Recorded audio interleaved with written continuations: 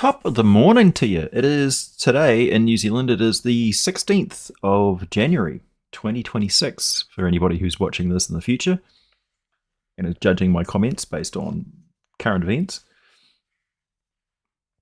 Let's pop the chat out so I can see everybody.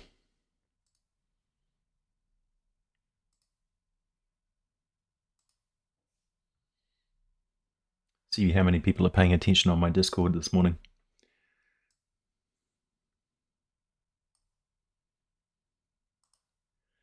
Nobody. Yeah. That's about right. Hey! Hey, Revisionist! Hey, the DM! Hey, Comic Nut! Thanks, man! Yes, you finally caught a stream. Hey, Bubba! Yeah, it has been a while, man. Hey, Jubilupi Mortis Riemann. Hello. Hey, user. Hey, Sean Howe. Yes, I see all your blue comments. I love them. Referring back to my era of blue cheese consumption. That might actually come back at some point. Since I'm so wafer thin these days. Hey, Azorus. Yeah, thanks, man. I'm quietly pleased about all the glowing comments on the metal video. As promised, it's an hour long, just all the metal tracks. Although I didn't put the Aboleth video music on there, but I should have. So yeah, there is an option for a sequel at some point. You like the hat? Thanks. I've actually had this hat for over 10 years. Well over 10 years. Thanks, Jason. Hey, Maker Wolfram.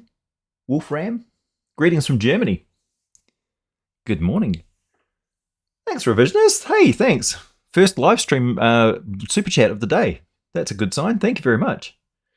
Okay, I have notes. I've got things to cover. So first thing I was going to talk about, I'll since we've got enough people in here. Yeah, I didn't put the sea shanty one in there because it's, I don't know.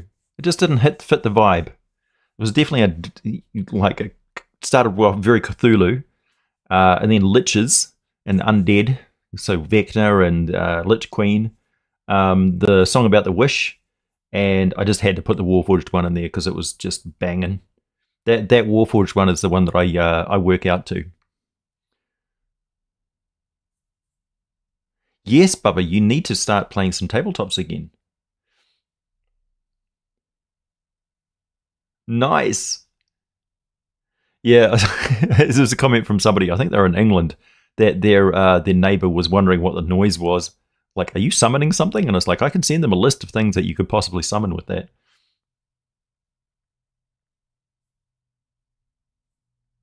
I am doing good, Palace. Thank you very much.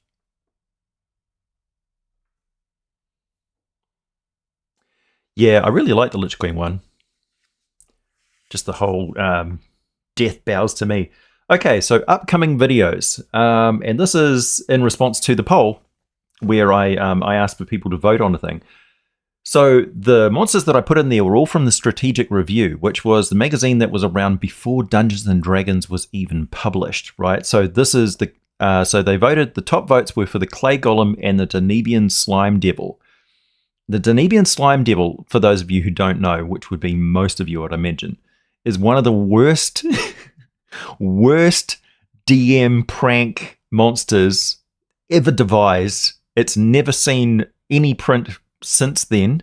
I kind of put it in like it was kind of put in there as like a joke thing, right? It's like the because Dungeons and Dragons, and I'll talk about this later on in Rob Kuntz's interview on Clownfish TV, is a must watch, right? So he was talking about the conceptual origins of Dungeons and Dragons and how maths and rules have been what everybody has been talking about ever since for the last 50 years. But the conceptual side of the game is what got everybody hooked on it in the first place. Once they tried playing Dungeons and Dragons for the first time, it was such a mind-blowing new experience for them that they just dropped everything else they were doing and just wanted to play D&D more. And before the rules were codified and public and most importantly, published and talked about in fanzines where the hobby grew. What do you talk about in fanzines? You can do essays on conceptual play, different play styles and things like that, because everybody played the game differently. So Rob Kuntz played it differently, and Gygax played it differently, and Arneson played it differently, and Wes Anderson played it differently. They all played their own version of the conceptual game.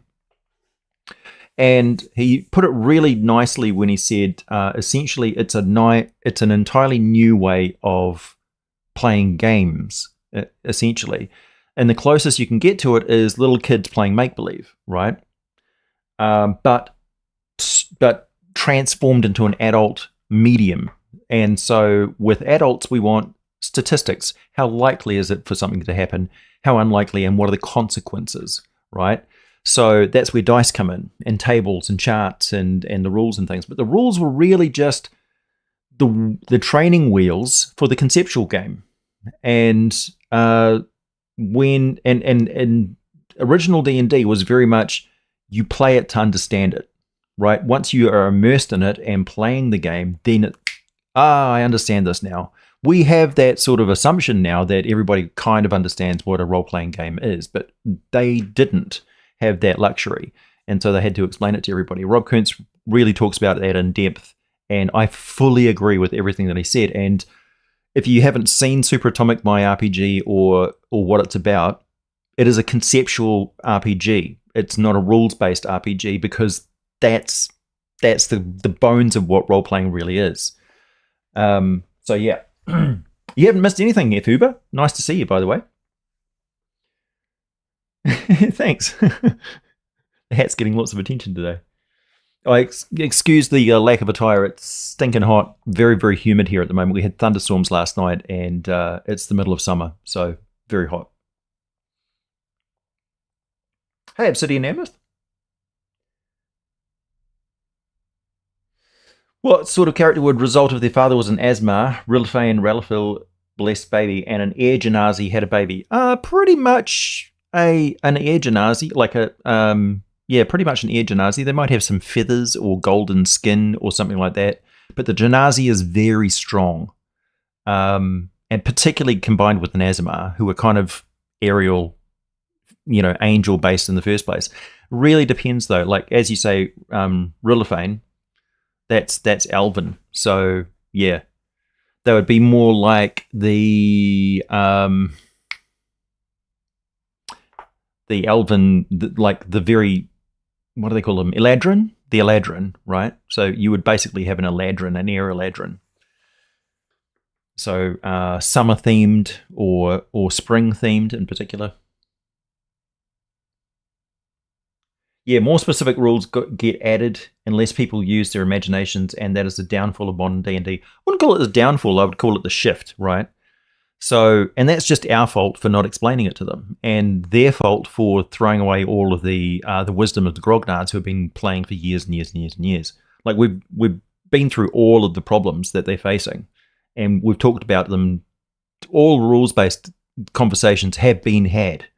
Like every iteration of a rules system has been examined and play tested, and its merits, to good or bad, have been discussed over the last 50 years. Like don't come at me with rules-based questions. I'm not really interested. I'm very, very focused on like campaign inspiration and world building or anything like that. So if you have any campaign building questions or homebrew campaign questions, you can email me or contact me on Discord anytime, and I'll have a big long conversation with you about it. I'm good like that.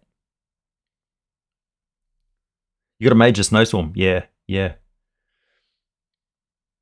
Where am I based? In the Coromandel? I'm in the Bay of Plenty, the real Hobbiton. Not too far from Tauranga, and I'm just over the mountains, the Kaimai Ranges from Hobbiton. So it literally is a short car ride away from me, but I've never actually been to Hobbiton, would you believe? I've driven past it many times. DM since 1977. Represent. Okay, so back to, so the strategic review has the Clay Golem and the D&Dbeyond Slime Devil. I am going to give you a video where I combine the two into the worst possible nightmare you can inflict on your players. I'm really looking forward to it. Because when I was reading through the D&Beyond Slime Devil has got a particular line, a specific line in there, which says that it can be contained by a glazed, fired clay urn. Clay Golem, D&Beyond Slime Devil. And I thought, what if you're in a campaign and like it's hellishly expensive to do a clay golem the proper way? So originally it cost like something like 50,000 gold in really ornate vestments that your cleric had to wear. They had to be a 15th level cleric and have a just ridiculously expensive outfit on with no doubt an enormous hat to denote your importance in the clergy, because that's the way it works in fantasy. The head man has always got the biggest head. And of course you craft the golem and bring it to life through basically animate dead spell and that sort of stuff. So you imbue it with a false life, and it has the same stats as an earth elemental, just to keep things simple because stats and stuff. And there is a good chance, and it was only under the control of the lawful cleric who created it, and there was a chance, like 1% per turn, that it would go rogue and turn chaotic and attack every living thing, starting with the thing closest to it, and you hope that's not your cleric. Oops, did I just pause there a little bit? Might have some connection problems. Yeah, so what if there's a cleric or a failed cleric or like a hedge wizard type person who says, nah, I ain't got that sort of clout, I don't have that sort of gold, but I want to make a clay golem and there's a market for it. Particularly if you've got the idea of like a la Terry Pratchett and a situation where they want to make clay golems as a workforce, right? So you can't make robots make clay golems. How would you do that cheaply? And how would you do it in an industrial scale? And how would you do it in a way that if it goes wrong, because you're cutting serious safety corners here, how would you animate it? Well, what about if you animate it with a D&Beyond Slime Devil on the inside? So essentially you've got the shell of a clay golem, but if you crack the damn thing and a D&Beyond Slime Devil gets out, oh my god, are you in for a world of shit. So that's the video that I'm going to be bringing you very soon. That's the first on my cards. After that, I have a video which I'm working on, which is non-human intelligence types and behaviors. This is a very comprehensive and very, very good video topic for people who are in any way designing monsters or thinking about monsters, monster ecologies, how monsters interact, how animals interact, and how sapient animals interact. So if you want to play a tabaxi that's like a real tabaxi, if you want to play a awakened animal of any kind, this will be the video for you. So this will be as important to the intelligence stat, really, or the concept of RPG intelligence, as my Faiths and Clerics of the Forgotten Realms video. On that note, so I put out a request to all of my Fourth Wall members for videos that they would like me to make for them. First off, I've got a complete guide to Mazdaker coming up. Mazdaker is interesting because we haven't seen it since 4th edition, when the Spell Plague ripped it off the planet of Toril and deposited it on the planet of Abir. And we don't know canonically in any printed official sources that it came back. We assume it did because Lantan and other places came back, but maybe it didn't. Maybe Returned Abir is still sitting there in its place. We don't know. I don't know if anybody's gone and checked.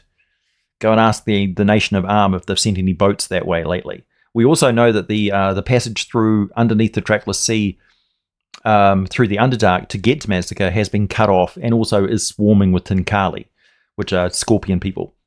On that note, we've also got a request for the Rastipedes, which are from the original Spelljammer, so I'm going to be making a video ecology about them. Also a complete guide to kobolds and kobold characters. I know I've done a video on the kobold before, but it needs an update now because we've got kobold player characters now, so time to delve into playing a kobold and what goes on in their devious little minds. Also, alternate masters of the kobolds. So kobolds don't just follow dragons, they also follow behears and other types of creatures. Big, powerful reptilian beasties.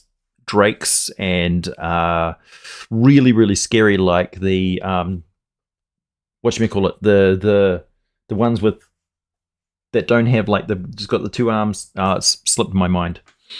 Somebody will mention it in the chat. Also, I've got a request to do a proper stat block and ecology for slime dragons, because I had an example of a slime dragon, which was kind of an accidental slime dragon.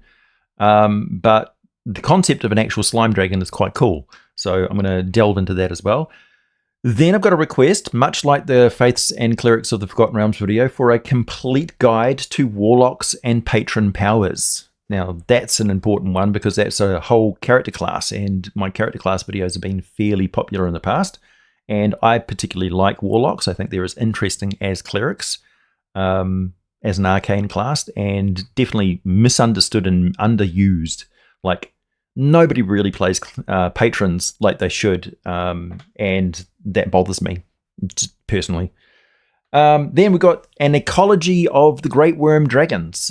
So Great Worms have got a legendary and land effect, like where they live transforms the world. And that's a topic which I sort of touched on in Murgome, where the Return of the Dragon Princes has seen a restoration of the weave, and what it means to have Great Worm Dragon in your location, in your area, and how that affects the entire campaign zone. And also, what is the lifestyle of a Great Worm Dragon aside from sleeping for centuries at a time? What do they actually get up to? You know, what are the dreams of these beasties, and what do their minions do while they're sleeping? Okay, then we've got an overview of all of the lands and regions of Faerun, as up to date as possible. So this is because I have access to all the sources as they come out, and also a lot of access to the third-party stuff. I'm aware of, like, Ed Greenwood and Eric Boyd and George Krashos and all those guys' efforts to make third-party content, which is building upon the 2024 Forgotten Realms source books that came out. So it was all planned out. So that's that stuff which is coming out as well. So also, I wanted to recommend a couple of videos that you definitely need to watch. One of those is the Clownfish TV YouTube channel did an interview with Robert J. Kuntz, who is one of the old school originators of Dungeons and Dragons. He was protege and almost a member of the family, of the Gygax family, and was there from the very beginning, and has thoughts, and he's a very, very smart guy. He has like an eidetic memory, and his concepts and things like that, with where he was talking about it, is just, yeah, required watching for sure to get a really good understanding of what the original Dungeons and Dragons was, and also the recent flack and things which has been directed at the original creators of Dungeons and Dragons, and just how bullshit it really is.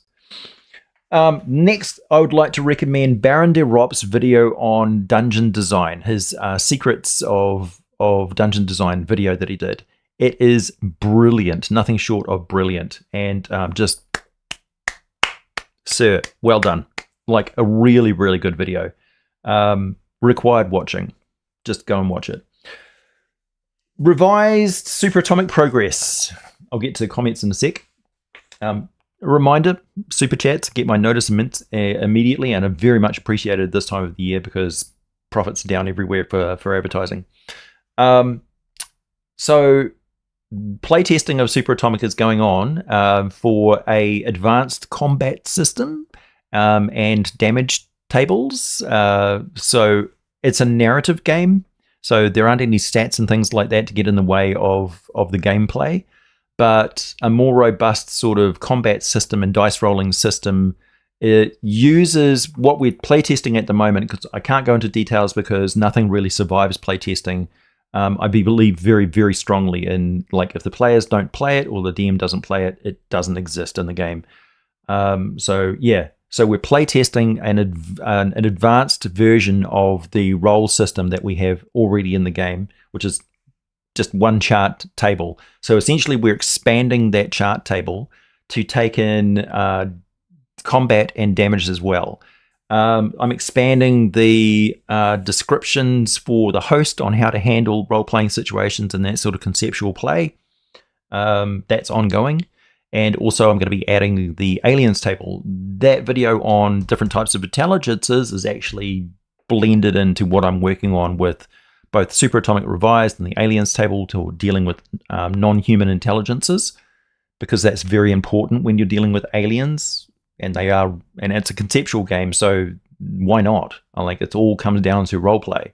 So you want to play an alien, like think like an alien, behave like an alien. So that's part and parcel of what the description in the book is going to be about, as succinct as possible. Atomic Fantasy is also going to be it's going to have random roll tables for generating monsters and playable races and things like that, like species, ancestries and things, and some of those will be non-human. Quite a lot of them will be non-human. So that's part and parcel of that. So it's like foundational to the work that I'm working on. You want to be a Klingon? Perfect. Yeah, so we're talking like if you're like, how does a Formian think, for instance? Those are the ant people of Mechanus. Or what's the difference? Like, how would a tabaxi actually view violence in combat? Like, do dragons actually have a sense of humor? Right? Should they have a sense of humor? You know, based on what they actually are, which is an apex predator species. You know, are they tool using? Are they a tool using species and that sort of thing? Like they're a reptile, right? So what is their mentality? What's the mentality of an octopus, a taco, or something like that, right? Those sort of things. Yeah. So what they are as an animal, base intelligence, that base intelligence type, what they are as a sapient version of that, and also how they react to and are different from humanoid species. So that includes humans and elves and dwarves and hobbits and things who all are very much of a muchness, right? So yeah, that's what I'm going to be working on. Yeah. And yeah, also the poll results, don't be discouraged. I know I put a clickbaity title in here, so I'm addressing that now about the dismal result that I got for doing artwork streams, which was like only 2% of the vote. I realize it's because, you know, they had to vote for one thing, so they were voting for monster ecologies because that's my thing. It's kind of like, yeah, I was just sort of, every now and then you sort of shake the cage and see how everybody's doing, you know. And so that was like a good mandate to like stick with monsters, AJ. That's what everybody wants. But also, yeah, that poll for the monsters that I'm going to be covering next also led to a remarkable discovery for that video coming up. I think it's going to be really fun. Okay, comments.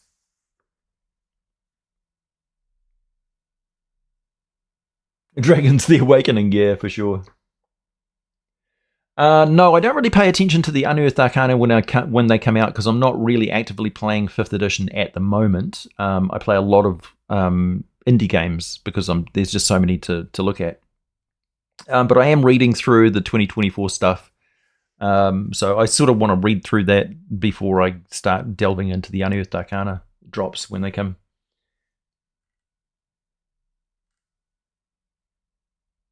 Warlocks discount clerics. Kinda, yeah. Yeah, I don't know if they're going to come out with more lore on Ankarome. I just don't know. Yeah, whether they're like, they won't touch massacres or 10-foot barge pole. That's for sure. Because, you know, colonialism and slavery and, you know, yeah, there's all sorts of problems there. Cultural appropriation and all those buzzwords. It's only a tiny portion of the gaming population who are actually bothered by all this shit. Google, yeah.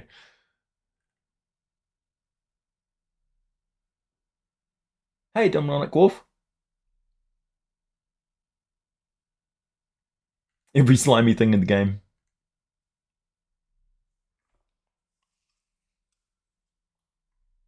Imagine gully dwarves but lovable kobolds. Yeah, imagine gully dwarves and they seem lovable and then they stab you in the back like, curse your sudden but inevitable betrayal. That's kobolds in a nutshell for you.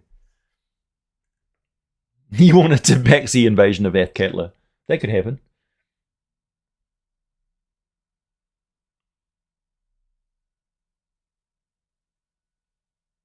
Hey, Yog. Hey, Pyre. Hey, another super chat. Scrolling down. Oh, gift membership. Thank you. Shout out to Cheer Tony.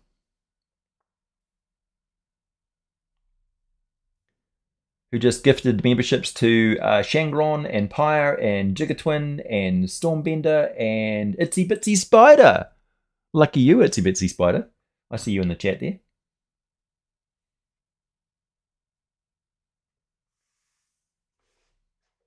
Yeah, Pathfinder's like, what if we were just heroes? Yeah. Yeah, I think there's nothing's lost. It's not a lost cause. Dungeons and Dragons 2024 edition certainly. There's a lot of actually good stuff in there, and it's just another edition. All the editions before and since will be improvements here, and dropping the ball there. None of them are going to get it 100% right because none of them are a pure conceptual game. They're all just iterations of rules, which is all training wheels.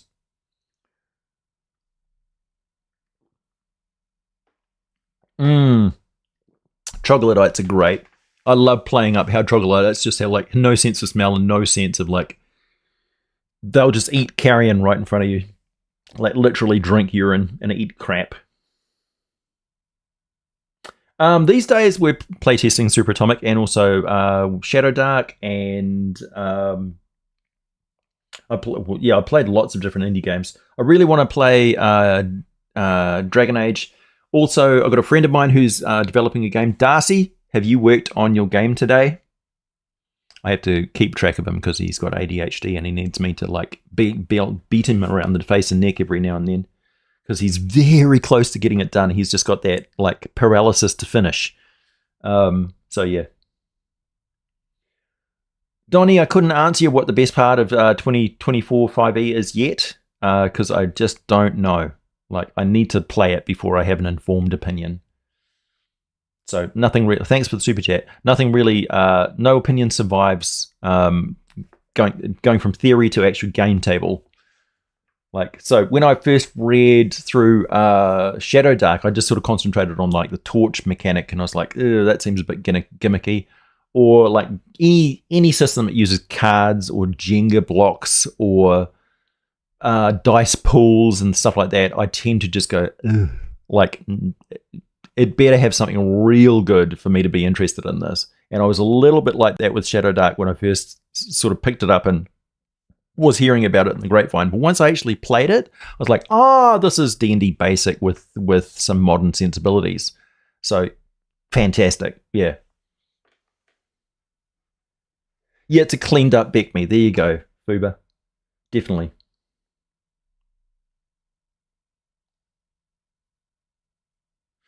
Yeah, I don't know about D&D 5e24.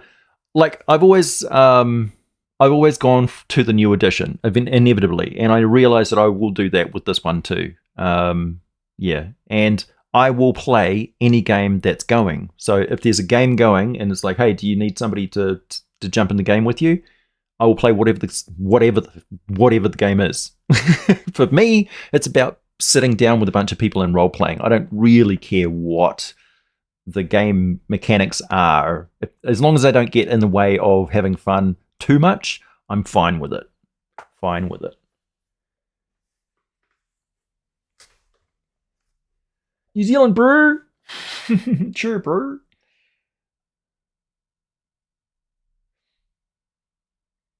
Yeah, Shadow Dark has been very, very popular. Modern sensibilities in the sense of like you don't have to stop and do math every 5 seconds, but you don't really have to do that with basic, because basic, everything is written on like the chart is on the character sheet for you, so you just roll against the table. Nobody actually calculates. They don't really have to. You can, obviously, and I'm sure many people do, but you don't really have to. You're literally just rolling a target number. Yeah. Like anything, it depends on how the game is run.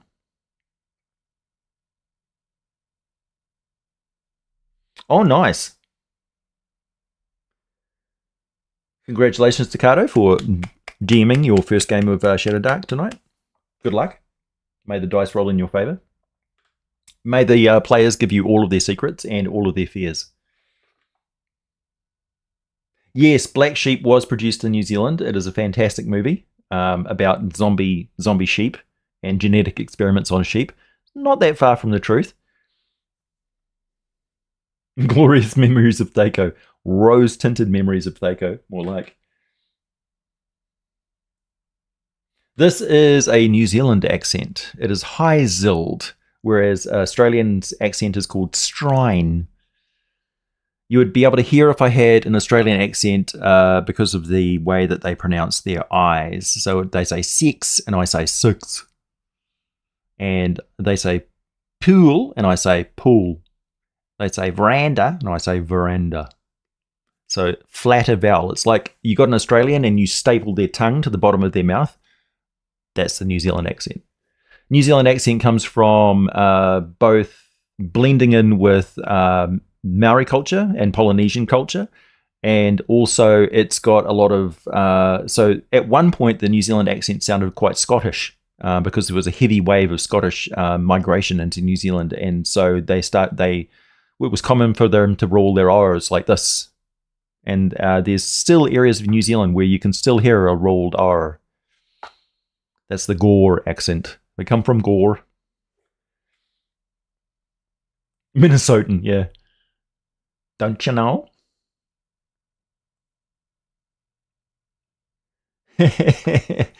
Yeah. Yeah, Australians need a zombie emu movie. They absolutely do. Yeah, they've got names.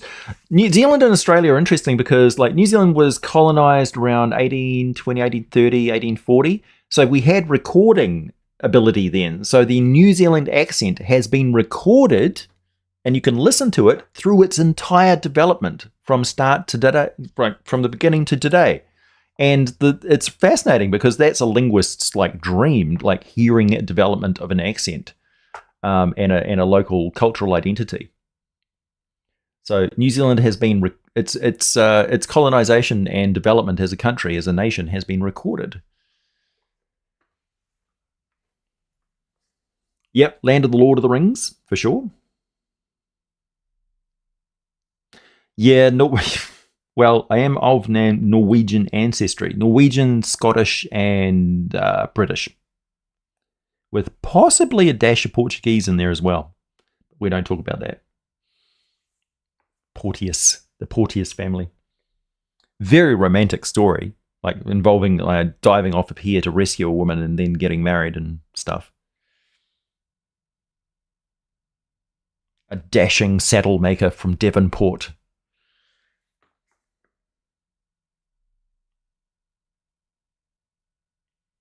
Yep, all is fairly well.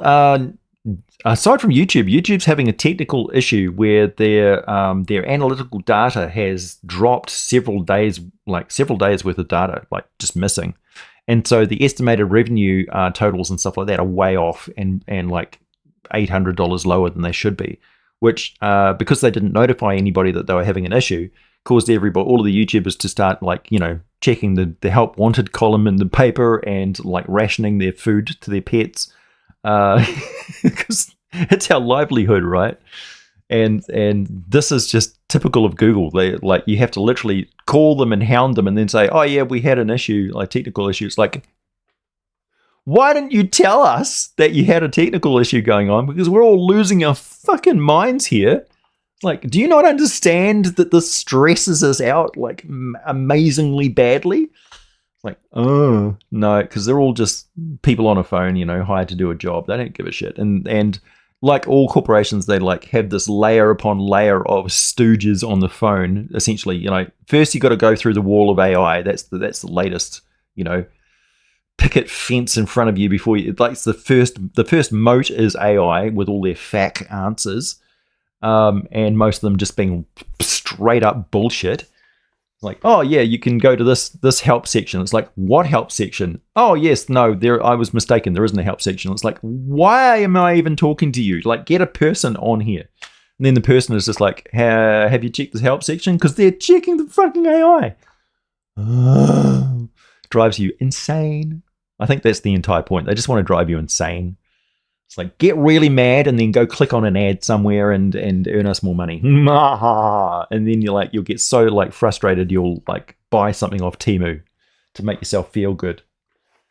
I feel sorry for all the courier drivers, honestly. All the shit that they have to deliver. Right, yeah. Google has gone downhill, man. It really has.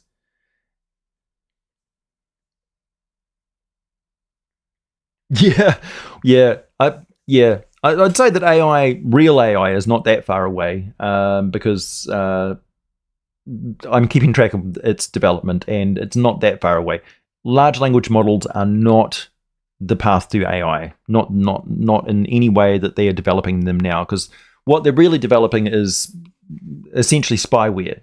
So they're using it as data analysis to find out what you're asking it and what you are interested in and what resource searches and stuff like that you do. So essentially they're just tracking your behavior for marketing purposes, and also to find out how much you will tolerate paying for a product.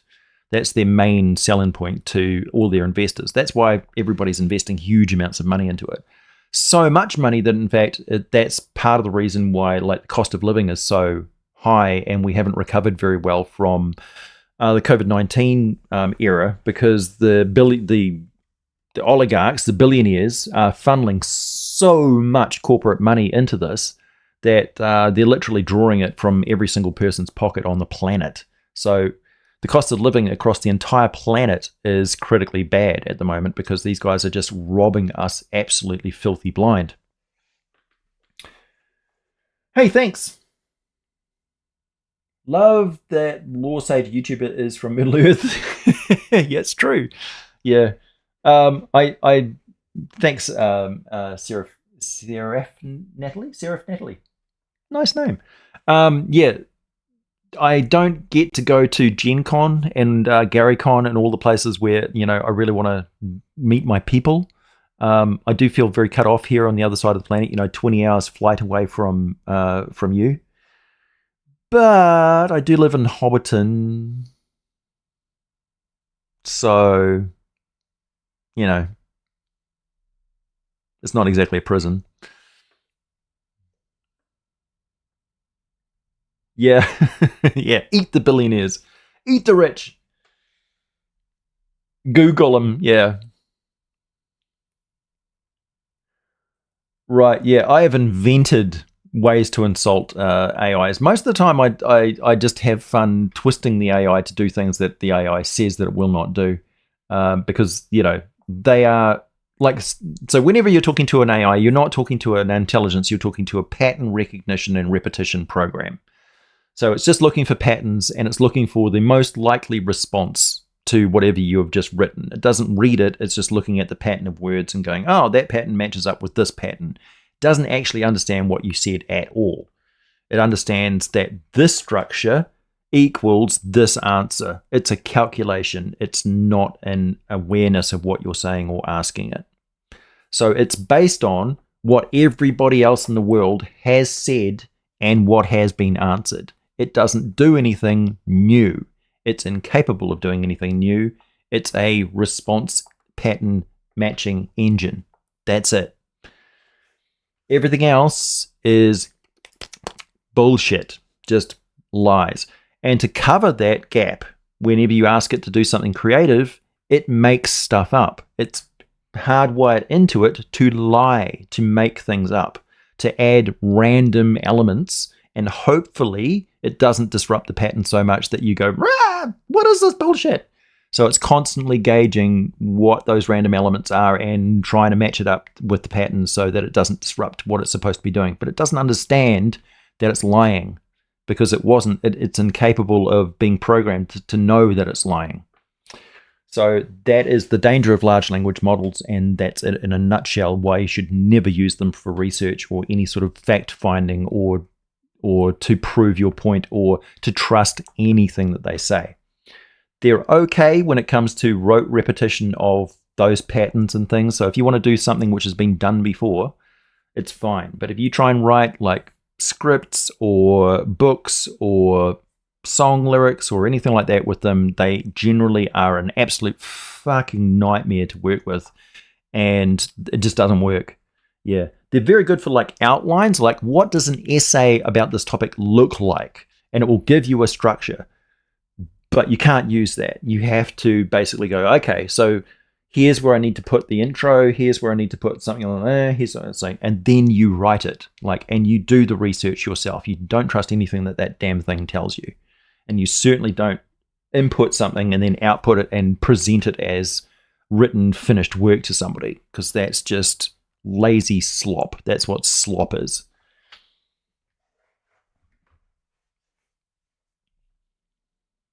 No real AI is going to put up with humans. I think you'll be surprised. So the other thing with AI is, and I'm hesitant to talk about this because it's talking about what I call fourth order intelligence. So fourth order intelligence is where it's starting to get to a point of comprehensive awareness, which is beyond human day-to-day conception. Because we're also locked into instinctual behaviors and things like that. And this is generally not something that I talk about on my YouTube channel, because it's like transhumanist, advanced futurism sort of talking and stuff. Something that I very much dwell in that zone, and my thoughts are in that zone a lot of the time, because I think about xenobiology and xenopsychology and stuff like that. So preparing to meet with alien civilizations and things, and whether alien civilizations are already here and a part of us and all that sort of stuff. Because when you're talking about like the Kardashev scale, and when you're thinking about like galactic scale civilizations or a species that has been around for millions of years, we have no fucking idea what they developed as, what type of intelligence they were, and what future developments of intelligence could achieve. One of those achievements could be an entire holographic universe. Like, we could literally be Timmy's science experiment. We don't know. It could literally be that the actual molecular structure of things, like their intelligence and the civilization that we are dealing with, we are a part of and living in. So our planet and all of the interactions between the galaxies and all that sort of stuff is literally the body of an entity that we're a part of. Do you think your mitochondria know that they're inside you? Right? That's beyond their level of understanding, because they're microcellular organisms, organelles inside your cells, right? So that's what I'm talking about. An entire order of intelligence way beyond what we're capable of perceiving as human beings. So we can conceptualize that they could exist, but we can't really comprehend what they comprehend. We can just see the outlines of what a being like that would be, and how fucking scary it is. And it's a very, very humbling thing to think about, because you realize that on a galactic scale, you're literally a tiny, weeny little microbe, and your concerns and your day-to-day worries and things like that mean absolutely nothing. But it's a good way to be. It's like starting off your day humble is a good way to be. Just like, man, my concerns are really just tiny. I should just like concentrate on helping my other human beings. Because what do you want your cells in your body to do? Help your other cells and promote and work functionally for the good of your entire body, right? Do unto others, little cells, as you would have done unto you. Don't murder anybody, and don't go rogue and turn into cancer and kill me, right? Just do your job, and I will feed you and I will care for you, and make sure you get water and sleep, and try not to lose my hand in a drill press or something like that. Deal? Right? That's all you need to know. Okay. Fifth dimensional beings, go! Yeah. Thanks, Donnie. This is why I don't talk about this stuff, because it's probably like, oh man, I don't want to think about that this time of the day. So sorry. Yeah, scale and scope matters, and our scale is very, very small.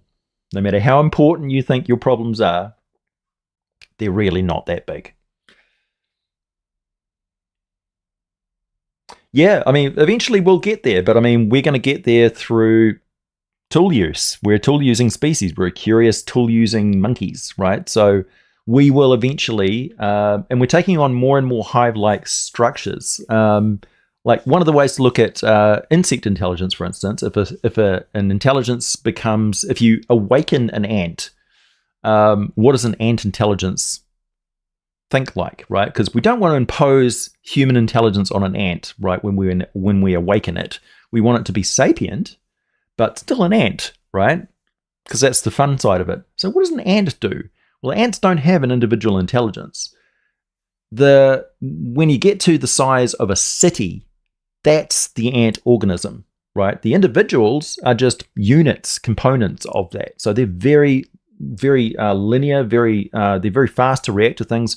But when they interact with humans, we're just chemical signals and resource dumps and disruption, really, to their thing. We're either an incredible opportunity and resources that they can harvest, or we're incredibly dangerous. One of the two, but they don't think about it. They don't plan ahead. They don't worry about it. They just encounter it. It's there. Chemical signals. Meh. Do my thing. So they're modrons, right? Modrons. One line of thought.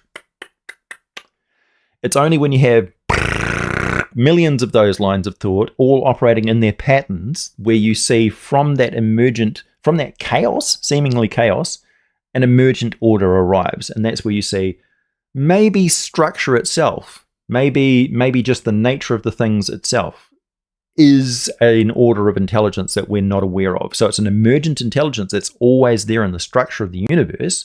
And whenever you add enough chaos and moving parts, it manifests, it pops out of the structure, because something designed those things, the very fundamental building blocks of the universe, designed so that when they fit together and there's enough chaos, the designs emerge. And that could be, and we look at it through lots of different lenses, but it's when it does it in ways that we don't expect and we can't connect the dots. Like, one group of little birds will learn how to peck through the tinfoil lids of milk bottles to get the cream in one part of England, and then the next day, every single one of those birds of that particular species is doing it across the entire country. This was documented and actually happened. It's called the 100th monkey phenomena, where one group of monkeys learn to wash their potatoes in some spring water to get the dirt and stuff off them, and then all of a sudden, all the monkeys across all of Japan are suddenly doing it. It's like, how did they there was no way they could have communicated that. Did they all suddenly have the same idea at the same time? It's like, there's some emergent form of like cross communication there going on, some structural emergent behavior. Maybe it was the environment, maybe it was some trigger, maybe they all saw one advert on the side of a car that drove through, or listened to something on the radio that all triggered them at the same time. There is all sorts of behaviors and stuff in the environment that we're just not aware of. The full complexity of everything going on, because we live in filtered chaos. We've only got so many senses and stuff, and they're keyed to our environment, our survival conditions, and they filter out so much stuff. So yeah, bit heavy, but there you go. How did I get onto that topic, man?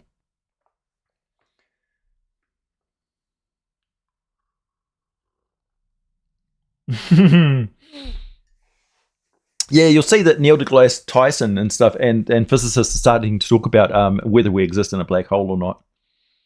I thought it was particularly funny to put that into the Mind Players video, because everybody would be like, "What is this shit?" And then you'd see physicists start to talk about it, like, "Is it real?" I was like, "Yeah, unfortunately."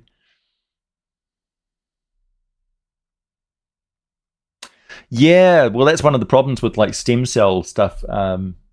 Mr. L, the immortality problem. Your aunt drinks bourbon. Nice. Yeah, scale can be hard in the conceptual game.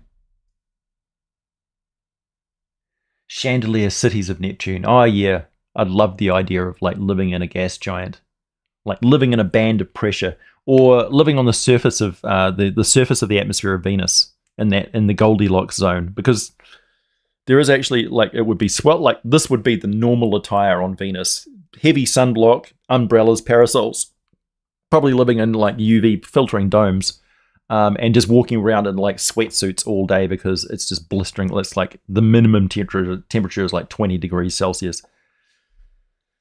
And of course, to get rid of all your trash, you just throw it off the side of your city, which is a big floating dirigible city, which is just floating up there in the atmosphere, absorbing tons and tons of solar energy, which you can run everything off. Yeah, it's quite doable. You could live on Venus, not on the surface of Venus. That's where you throw all your trash to melt in the sweltering greenhouse temperatures down below. Like, you do not want to fall onto Venus. Bad news. Yay, futurism! Yeah. But yeah, it's possible to live on Venus, for sure. It's a more habitable situation in many ways than Mars. Mars is resource poor. Venus is actually resource rich.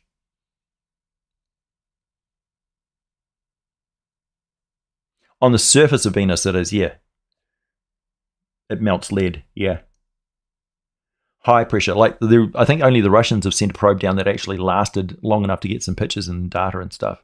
Everything else it's one of the most harsh environments.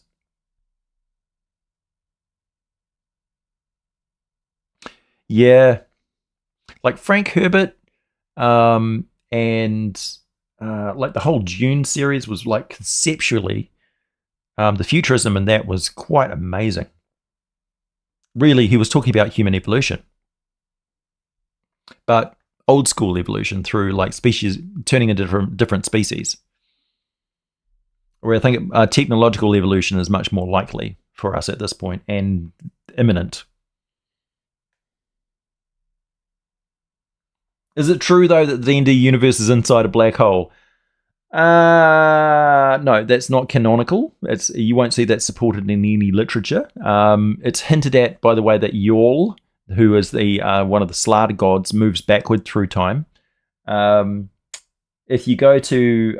actually, in the original Strategic Review, I think, Gary Gygax first did a drawing of the D&D multiverse and the planes of existence on the alignment axis, and also different creatures that were on the alignment axis as well. And it's interesting to note that the Shadoo, the sort of lion sphinxy type race that lives in the ethereal plane, which they completely cut out of the Radiant Citadel because they just didn't do the reading. Major civilization that's always been present in Dungeons and Dragons, who live in the ethereal realm, and are a dominant species in the ethereal realm, completely missed in the Radiant Citadel because they were just so myopically focused on cultural inclusion to the point of ridiculousness that they didn't do any of the reading. It's like, yeah, fantastic, very diverse, wonderful. Got no place in canonical Dungeons and Dragons at all. Sorry. Lovely little place to visit, but I'm not going to put it in my campaign. Sky Cities for the Jetsons, yeah, pretty much. Like Bespin on Star Wars.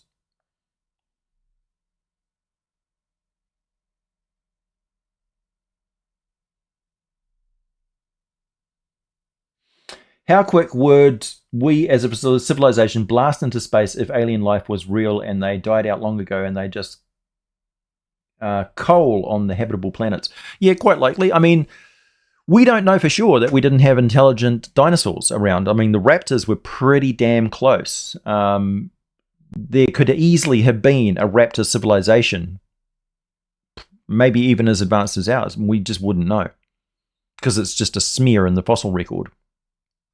I mean, human civilization is just a smear of plastic, really. A dispersion of heavy metals and plastics. That's what it'll look like. Just a line in the dirt. Geological scale of time, man. I got that when I looked at the Grand Canyon for the first time. The guy who was doing the tour, because I went on a van tour with a bunch of internationals around America. This is back in 1996, long ago, when I was a young man of like 19. So, yeah, I think I was 19. How old was I? I don't know.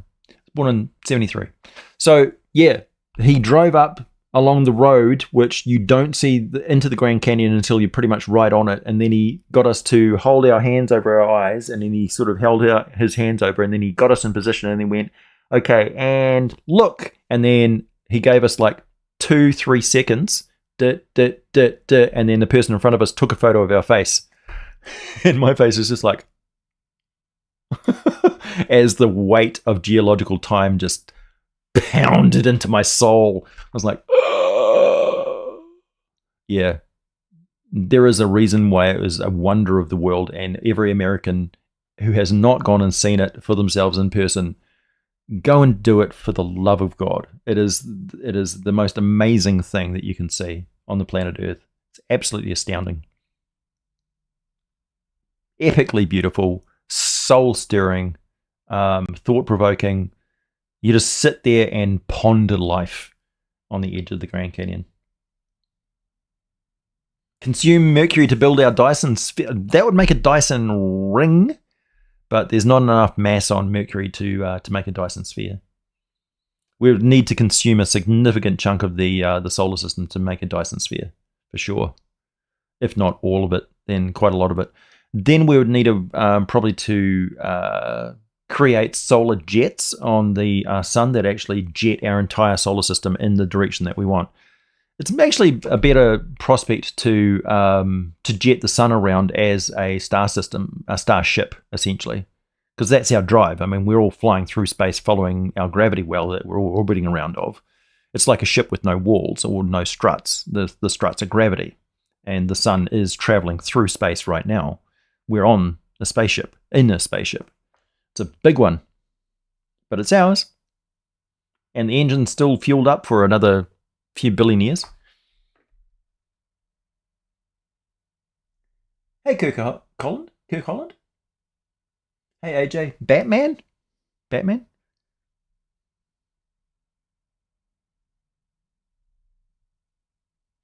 Yeah, I didn't make it to the Smithsonian. I wasn't on the right side of the country. I got to see Disneyland. I didn't get to see Universal Studios, but I hear I didn't miss an awful lot. Disneyland was the real draw. Didn't go to Knott's Berry Farm or anything like that. I did go and see the Spruce Goose. Yeah, just basically absorbed American life when I was there. And then, of course, I got stuck in LA during the LA riots. So that was a crash course in American culture. Woo! National Guard, civil unrest, all that shit. I was there, Gandalf, long ago. As a filthy foreigner, I was having a blast, I was very concerned. LA riots, which one? The LA riots. Yeah, the US is huge, man. You really got to pick where you go. Like, if you think you're going to go and see the entire States in a couple of months, forget about it. That's ridiculous. Same thing with New Zealand. If you think that you're going to come over here and experience the entire country in a couple of weeks, you got another thing coming. First of all, with the same land size as Great Britain, not including Ireland and I don't think including Scotland. No. But Great Britain, that is about the same land size as New Zealand. We've only got a population of like 5 million people. So our largest city is Auckland, which has got like 1.3, 1.4 million of that people. So it's really concentrated in that one urban centre. And the rest of the country is dispersed through lots of farmland, forests, and mountains. Lots and lots of mountains. Because New Zealand is the peak of a mountain prominence on Zealandia, which is an extended continent which goes along sort of side the Mariana Trench in the Pacific Ocean. Zealandia as a continent is actually quite large. But so, yeah, we're the water world's peak of the mountain. And yeah, the terrain is kind of like that.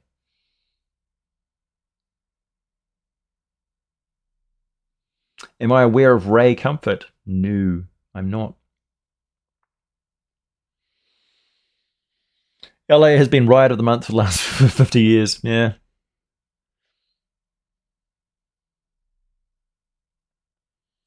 Your state encompasses my country. Yeah.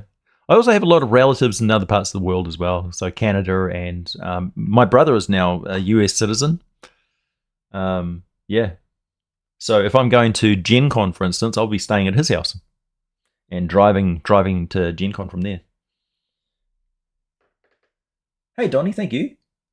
Retired truck driver here. Look, took almost 5 years to travel the lower 48, and it's worth it, though. So much to see. Oh, yeah, absolutely. Like, the more off the beaten track you go in America, the more interesting it gets, I imagine.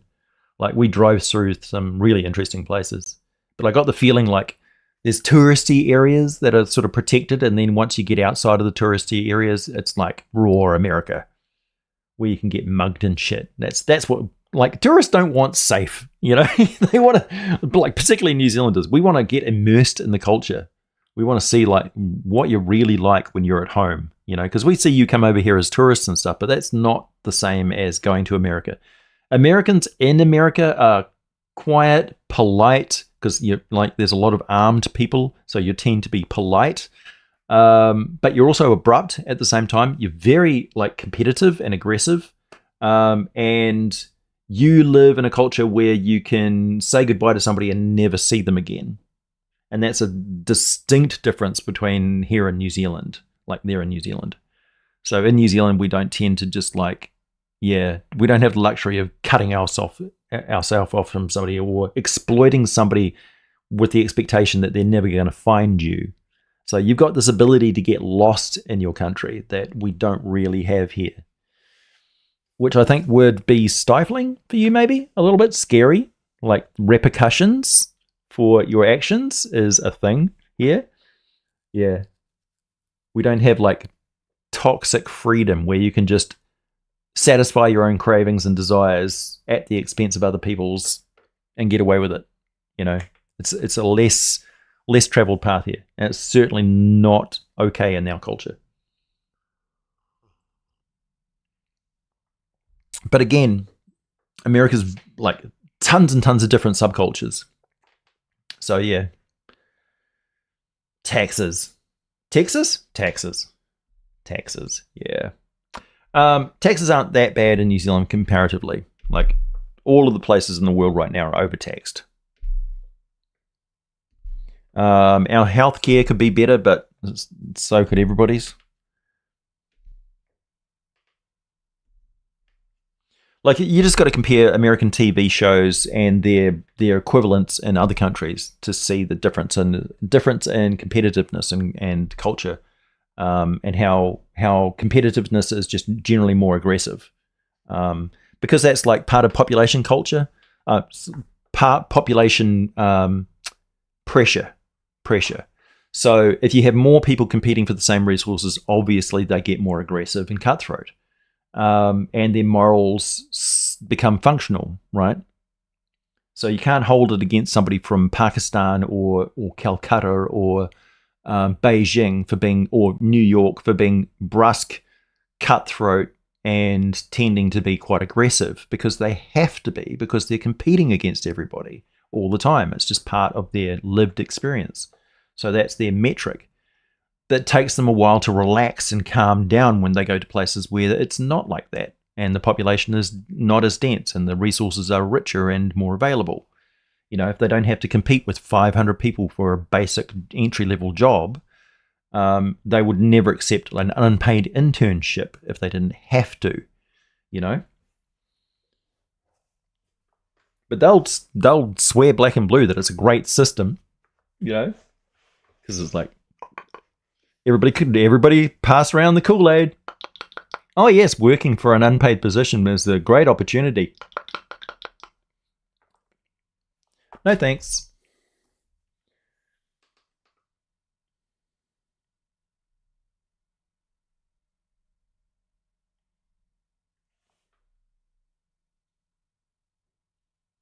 Yeah, exactly.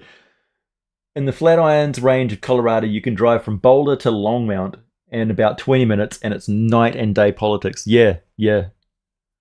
Like, flying over the Rocky Mountains, for instance, you go from California to, like, not California, and it's like, you know that those are two separate worlds. To think that you could just like hike over the mountains and go from like, go from a California coastal city, Santa Monica or something, and then march across the mountain and then be in like,